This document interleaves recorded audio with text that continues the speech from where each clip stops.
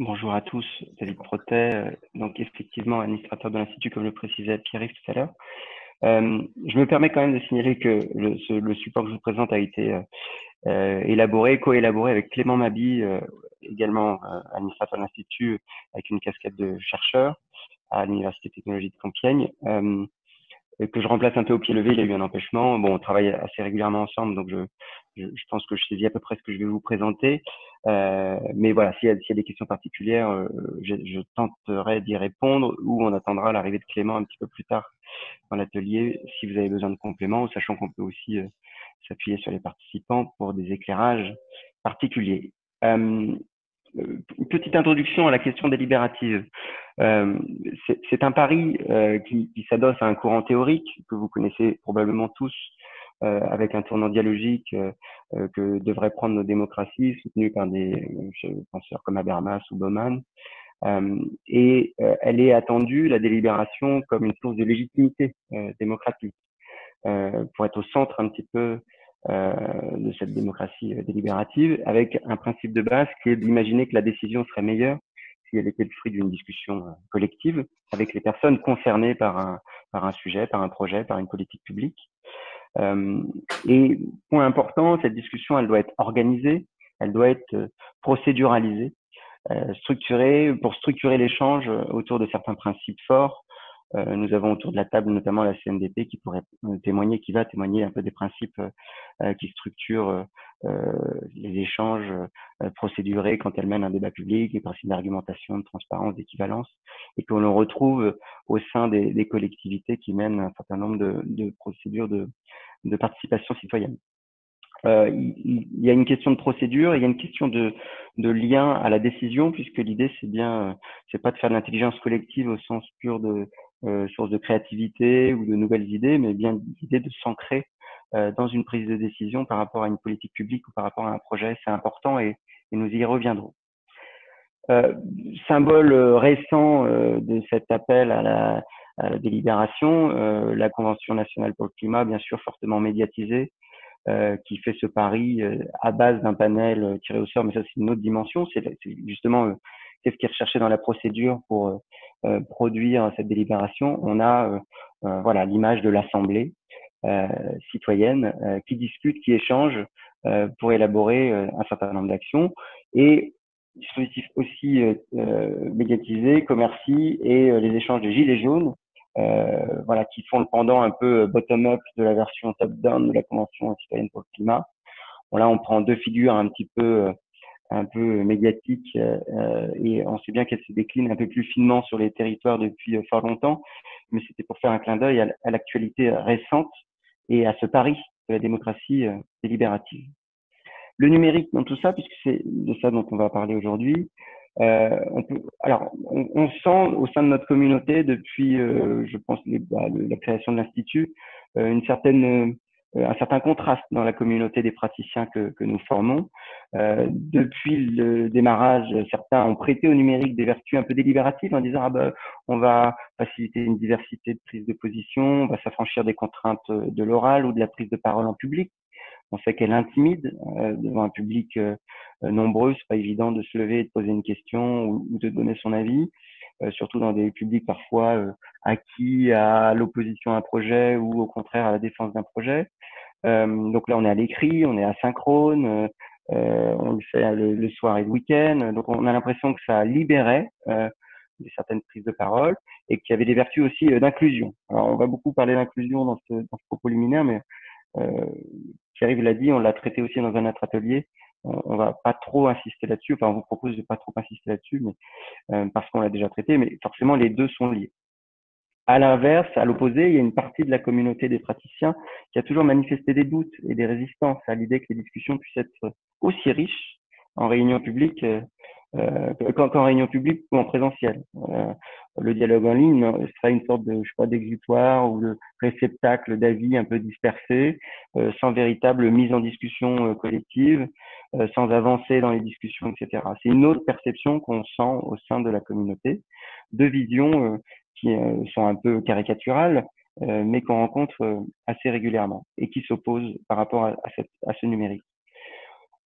au-delà de la pensée un peu théorique des attentes vis-à-vis du numérique, on a vu émerger depuis bientôt plus de 5 ans et bientôt 10 une offre dite de Civic Tech qui met en avant l'intelligence collective mise au service, voilà, qui vise à impulser une dynamique collaborative pour faire émerger des points de vue partagés, etc. Alors la définition, on pourra en discuter. L'idée n'est pas de donner une vision, une définition stable et millimétrée au niveau des mots choisis, mais vous voyez un petit peu le vocable que peuvent utiliser la sphère des civic tech, qui a en son sein d'ailleurs pas mal de diversité sur la manière de formuler cet objectif et ce souhait d'adresser l'objectif de la délibération. Euh, la question qu'on se pose, c'est est-ce que les méthodes de l'intelligence collective, qui c'est le terme qui est souvent utilisé, se confondent-elles vraiment avec la délibération en tant que discussion procéduralisée? Ça, c'est qu'est-ce qui les différencie? Ou est-ce qu'on voit des différences entre la discussion en ligne et puis la procédure idéale typique de la délibération? On peut se poser notamment la question du lien à la décision, qui n'est pas nécessairement ancré dans ces civic tech. C'est-à-dire, on discute, mais on ne voit pas le lien nécessairement avec la décision qui sera prise. Et c'est souvent là où il y a des faiblesses dans bon nombre de dispositifs et on pourra, je pense, en discuter dans le cadre des différents retours d'expérience qu'on a autour de la table aujourd'hui qui sont intéressants à cet égard. Quelques exemples, il y en aurait des milliards, mais pour faire un petit peu de montrer un peu la diversité des approches, là, on a ressorti un ancien débat public de la CNDP, puisqu'on va parler d'un très récent qui est celui sur l'agriculture. Là, on sortait un sujet que Clément a étudié, auquel j'ai participé d'ailleurs il y a une dizaine d'années, en 2010. On était sur un débat public sur un parc éolien en mer.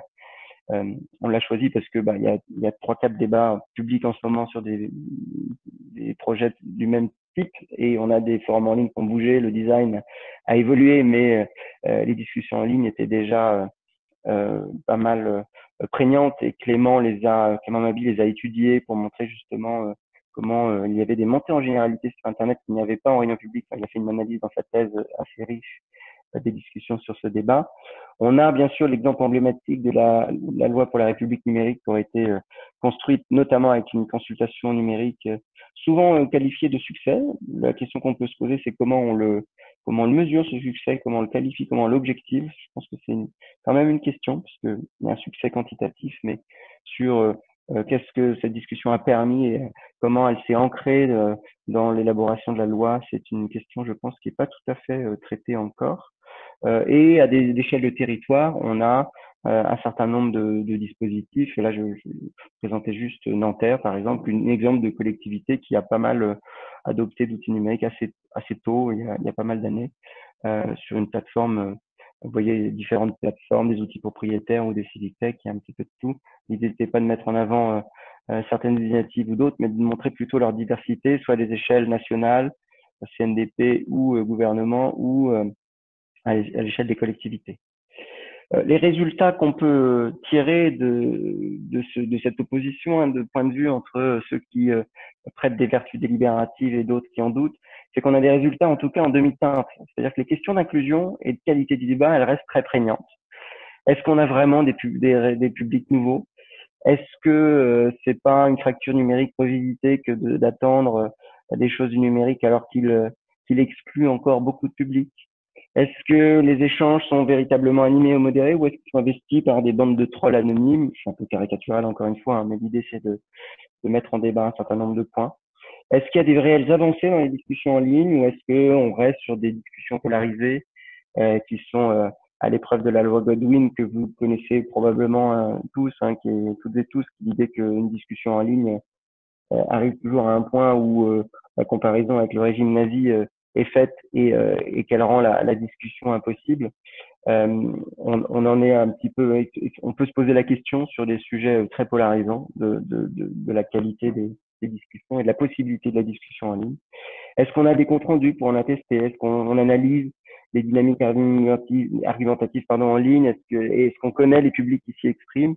Ça pose globalement une question que je soulève là, hein, mais qu'on traite aussi dans d'autres arènes à l'Institut, qui est la question de l'évaluation de la délibération en ligne. Est-ce qu'elle est réellement faite? Est-ce qu'on a des choses très solides? A priori, non, et c'est probablement un chantier à mener à l'avenir. Dernier point pour ouvrir un peu, hein, l'idée du propos, c'est de sortir voilà, un foisonnement de questions qui peut alimenter les discussions et pour mettre un peu au grill les retours d'expérience que vous allez avoir après présenter. On a quand même effet de la crise sanitaire qui avait d'ailleurs stimulé, hein, l'organisation de cet atelier, la montée en puissance de la vidéophonie. C'est-à-dire que la crise sanitaire a rendu au-delà des apéros, des envies de créer des ateliers, de discussions, des webinaires sur la participation, sur des questions citoyennes. Et on se rend compte que cet essor, il est un peu soudain, assez massif, même si il ne faut pas écarter bien sûr les questions d'exclusion par le numérique. Mais petite parenthèse, il faut aussi imaginer que l'exercice de la participation en présentiel exclut aussi de fait de beaucoup de populations, hein. On a des statistiques qui ne sont pas très bonnes sur certaines réunions publiques, sur de nombreuses réunions publiques quand on traite de certains sujets. Donc, il faut aussi le comparer, des choses comparables. En tout cas, cet effet, on sent qu'il y a eu une massification des usages, pas universelle, mais en tout cas, une grande partie de la population s'est intéressée à ces outils et il devient probablement possible ou opportun, ou en tout cas, peut se poser la question de pas profiter, entre guillemets, exploiter cet essor pour peut-être utiliser ces outils à des fins de concertation et de participation citoyenne. La question qu'on peut se poser par rapport à la délibération, c'est, en partant du principe quand même qu'on se rapproche d'un échange dans l'instantanéité et d'une présence quasiment physique, en tout cas là on est réunis, on se voit et on peut échanger, comment on peut comparer l'expérience, le vécu d'une délibération en ligne versus en présentiel, quels sont les enjeux d'une présence physique, de l'instantanéité des échanges, etc., par rapport dans un cadre ou dans l'autre, et qu'est-ce qu'on peut en tirer comme conclusion par rapport à l'impératif de délibération que nous recherchons. Tour d'expérience qui était la consultation organisée par l'OIF, donc la francophonie, et le débat public sur l'agriculture mené par la CNDP. Et puis, on a fait des retours d'expérience par écrit concernant le budget participatif mené par le département de l'Ardèche. Alors, trois remarques préalables assez basiques avant de vous faire des remarques peut-être plus détaillées qui reprendront pour partie la présentation problématique qu'a fait David Proté au tout début de l'atelier et que j'ai trouvé à titre personnel extrêmement bien faite. Alors, la première remarque voilà, qui est assez basique, c'est qu'il y a une énorme réflexivité des acteurs sur les pratiques et on voit que bon, beaucoup d'entre vous connaissez extrêmement bien le sujet. Donc, ça, c'est pour vous dire que peut-être je vais enfoncer les portes ouvertes dans ce que je vais vous dire. La deuxième remarque basique, c'est la différence très nette qui se dessine dans tous les dispositifs entre la consultation et la délibération. Je crois que tout le monde voilà, fait bien une distinction entre la consultation qui est souvent opérée par questionnaire dans une perspective d'agrégation de préférences, consultation qui peut aussi prendre la forme de vote comme dans les budgets participatifs, et la délibération avec des plateformes dont l'objet est le plus souvent de mixer différentes formes de participation en ligne ou en face à face, en présentiel, sur lesquelles je reviendrai parce qu'on voit qu'une des difficultés principales des expériences, c'est précisément l'articulation entre ces différentes formes de participation, mais aussi entre différentes formes de participation en ligne elles-mêmes. Et la troisième remarque basique que l'on retient, c'est, vous allez voir qu'elle est très très simple, c'est la difficulté assez considérable de faire de la délibération numérique, surtout lorsqu'on place la barre assez haut, parce que quand on a les modèles théoriques de la délibération en tête, effectivement, on s'aperçoit que sur le terrain, sur les plateformes, on retrouve assez rarement, et ça fait un petit moment effectivement qu'on le sait, on retrouve assez rarement le format de la discussion argumentée, rationnelle, qui tend vers un intérêt général, etc. C'est des choses qui sont assez difficiles à reconduire, enfin à produire plutôt qu'à reconduire en ligne. Ça, c'était des remarques très générales et basiques. Maintenant, j'aimerais reprendre un petit peu certains des points transversaux aux différentes expériences en lien avec, encore une fois, la problématique présenté par David, préparé avec Clément. Bon, la première grande préoccupation qui apparaît, c'est la préoccupation sur la diversité ou la nécessaire diversification des publics au sens participant et au sens diversification socio-économique, socio-culturelle, socio-démographique.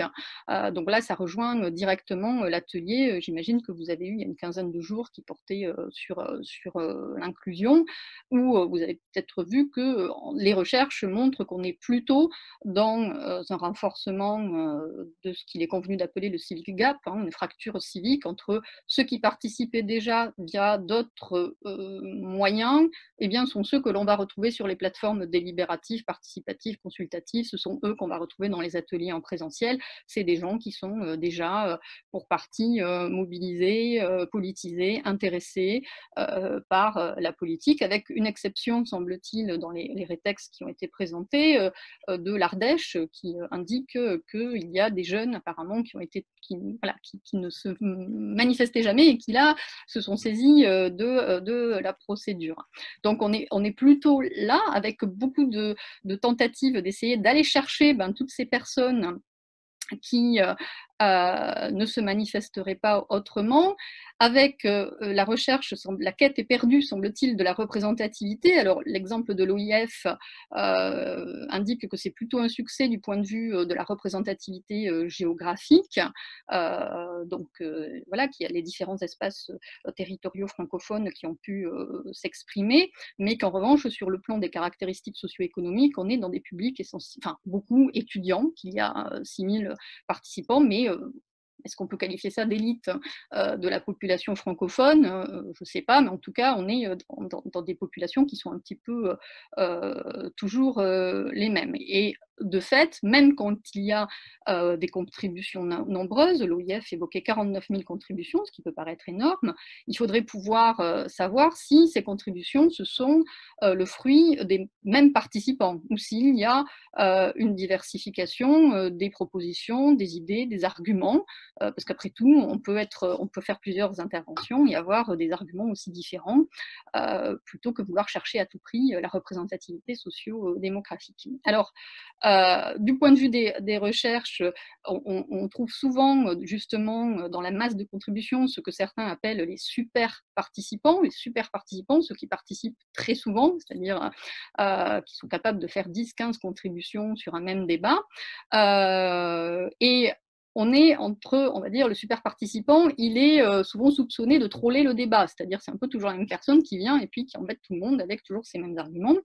Peut-être faudrait-il, ceci ça renvoie à la question aussi importante de l'animation du débat, peut-être faudrait-il essayer de confier des tâches à ces super participants, ces gens qui sont extrêmement mobilisés dans les débats en ligne, dont parfois on en a un peu marre de voir toujours les mêmes choses qui reviennent, peut-être, de la même manière que dans les ateliers en présentiel, on essaie de confier un rôle d'animateur ou de personne qui écrit un compte-rendu à des gens qui sont particulièrement actifs, peut-être faudrait-il aussi repérer des personnes ressources en ligne, parce qu'on a l'impression que c'est quelque chose qu'on peut faire en face à face, mais qu'on délaisse un petit peu, et j'y reviendrai lorsque on parle du débat en ligne.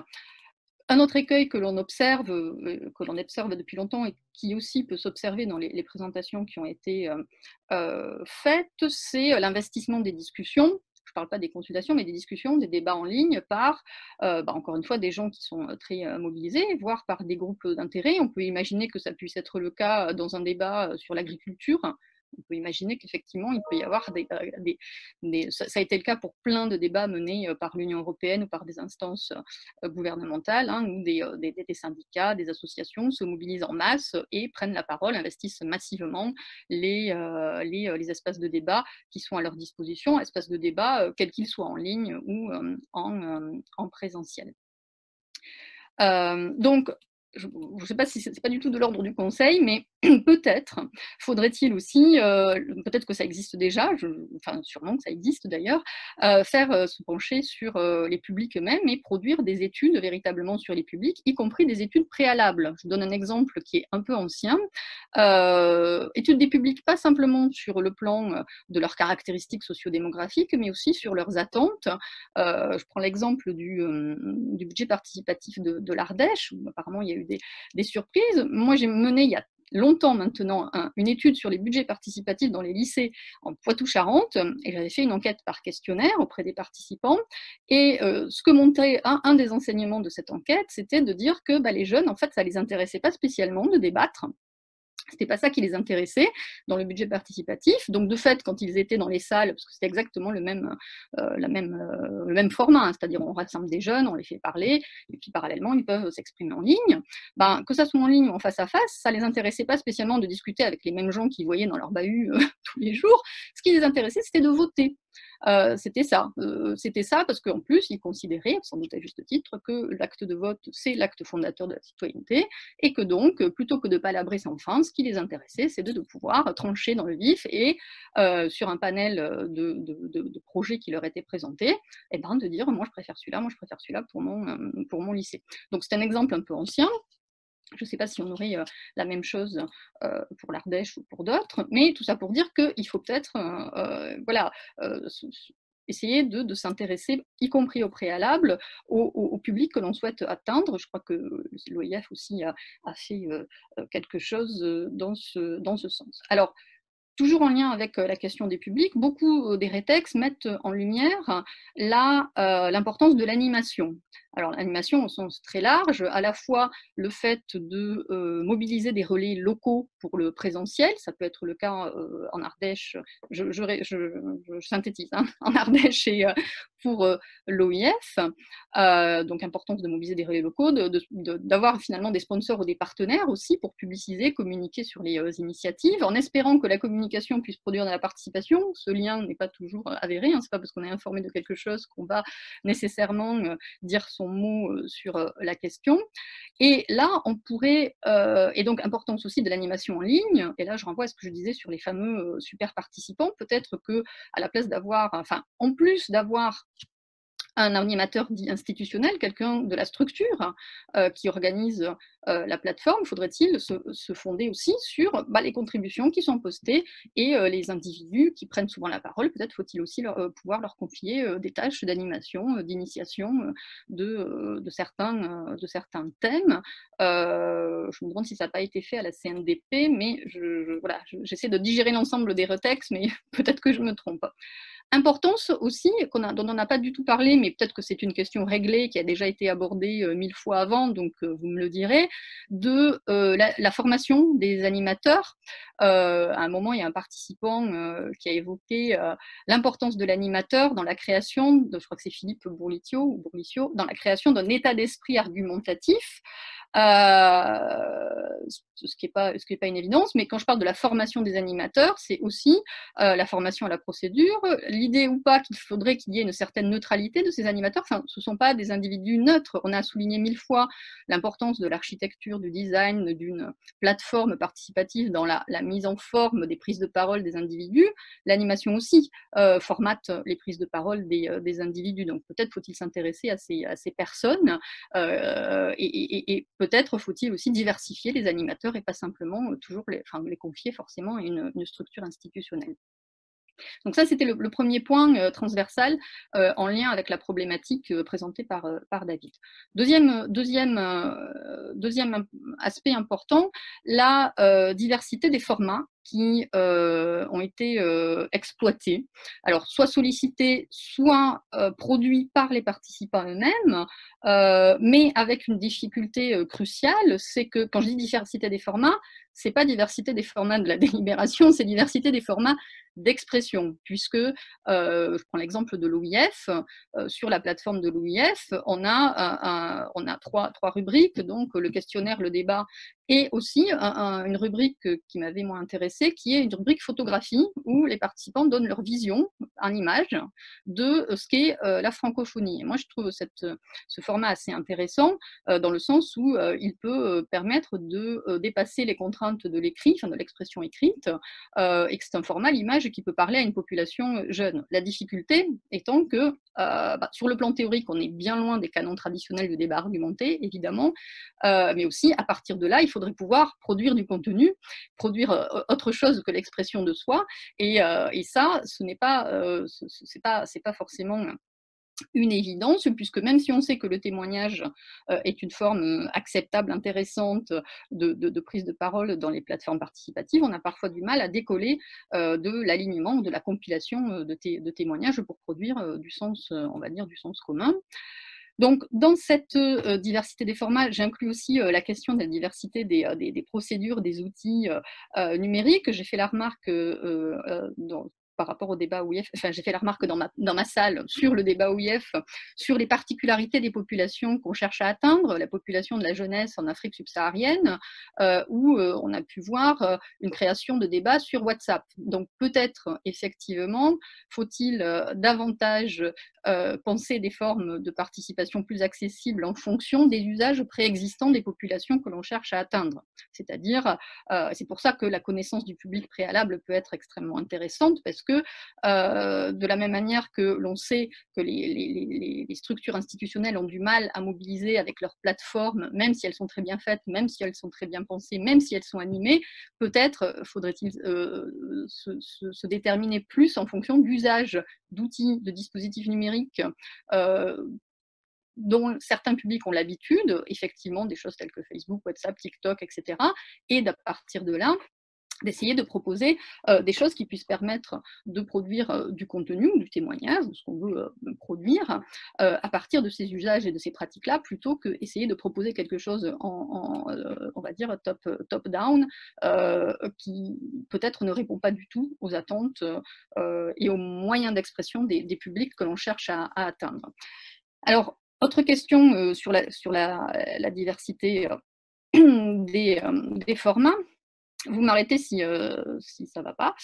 Je ne sais pas, parce que là, je parle en lisant les notes que j'ai prises. Hein, donc, forcément, je ne regarde pas le chat ni vos têtes. Donc, je ne sais pas si vous êtes d'accord, pas d'accord, rien du tout. Donc, je continue jusqu'à ce qu'on me coupe. Hein, voilà, je vous le dis. Beaucoup d'interrogations également sur la qualité du débat. Alors, avec une question quasiment insoluble, mais soluble d'une manière partielle si on a présent à l'esprit le fait qu'il ne faut pas chercher à coller à tout prix à des critères idéaux de débat et de délibération qui sont depuis longtemps inatteignables. Et effectivement, on a du côté de la recherche, mais aussi du côté des praticiens, l'idée qu'on cherche à valoriser des formes de délibération partielles.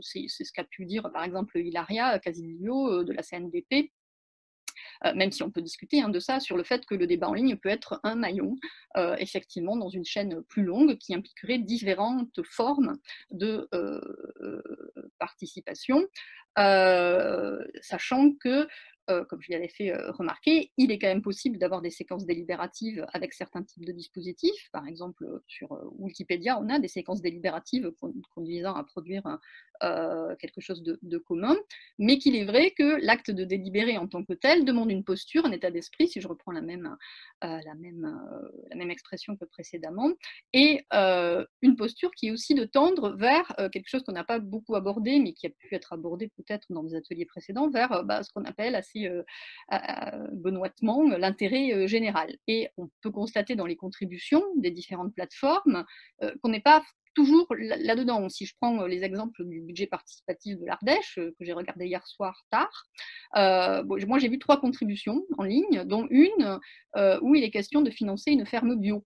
Ce qui peut être tout à fait intéressant, mais qui est une initiative strictement personnelle, mais qui n'a pas, voilà, qui, pour profiter au plus grand nombre, ne serait pas forcément évident. Troisième question transversale, et je suis à la fin de ce que je voulais vous dire, c'est l'articulation effectivement entre les différents dispositifs. Alors, ce qu'on a présent à l'esprit, j'y reviendrai, c'est l'articulation entre présentiel et numérique, mais c'est aussi articulation entre différents dispositifs en ligne, notamment les plateformes qui sont produites de manière ad hoc par différentes structures, mais aussi la diversité des prises de parole qui peuvent exister dans d'autres espaces non investis, non encadrés par les institutions, les structures, les organisations, type réseaux sociaux numériques ou autre chose. Ce que je disais tout à l'heure, avec l'idée, c'est valable notamment pour les jeunes, mais pas uniquement, hein, le fait d'essayer de se caler sur les usages préexistants de certaines populations, de certains dispositifs, pour essayer effectivement de voir quel contenu peut être produit à travers ces outils, plutôt que d'imposer, de proposer un outil ad hoc à des individus qui ne s'en saisiront pas forcément. L'autre articulation, elle est entre le présentiel et le digital ou le numérique, avec beaucoup de tentatives, c'est un point commun, je crois, à l'ensemble des présentateurs, d'articuler des ateliers, des réunions en présentiel, hors Covid, on va dire, et des choses qui se passeraient en ligne. Les choses qui se passeraient en ligne, ce serait soit des questionnaires en ligne, soit des sections de débat ouvertes en ligne, avec quelque chose qui est un peu frappant, ou je ne sais pas, parce que ça fait peut-être longtemps que je n'ai pas regardé ce type de procédure. Souvent l'idée que ce qui se dit en face à face peut alimenter ce qui est en ligne, mais l'inverse est rarement vrai. C'est-à-dire que ce qui se passe en ligne, ça reste en ligne. Les gens discutent entre eux en ligne, c'est très sympa quand ils discutent, ce qui n'est pas forcément toujours le cas, mais on n'imagine pas forcément que ce qui peut se passer en ligne pourrait aussi contribuer au débat en face à face, sauf dans une initiative que je trouvais assez intéressante, c'est les internautes de la CNDP qui sont invités à organiser des débats en ligne à partir de chez eux. Mais je trouve qu'à passer une articulation, il faut la penser dans les deux sens, quoi. Et j'ai trouvé que ce n'était pas forcément le cas. Alors peut-être qu'il y a des points qui m'ont échappé, hein. Je ne prétends pas avoir tout digéré de vos présentations. Mais je pense que l'articulation, que ce soit entre différents types de dispositifs en ligne ou entre du dispositif en face à face et du numérique, il faut regarder les différents sens de circulation, si j'ose dire. Un dernier point, et je m'arrête là, c'est un point qui n'intéresse pas des masses les chercheurs, c'est la question du coût. Qui revient quand même souvent dans les commentaires. Alors c'est vrai que je l'ai noté, je dirais pas à contre-cœur, parce que effectivement, je n'ai pas grand-chose à dire sur la question du coût, mais apparemment, elle est quand même assez primordiale pour les différents participants et intervenants de l'atelier. Que dire, à part vous dire qu'il existe des outils open source tels que la plateforme Decidim, mais de toute manière, tout ceci aura un coût, parce que si on reprend la question de l'animation, qu'elle soit en face à face ou en ligne, si on veut vraiment, si on a en tête le schéma idéal de la délibération et qu'on veut vraiment aller chercher des publics, ou qu'on veut vraiment améliorer la qualité d'une prise de parole, ça se demandera ça aura un coût à la fois budgétaire, mais aussi humain, temporel et énergétique, si j'ose dire. Voilà.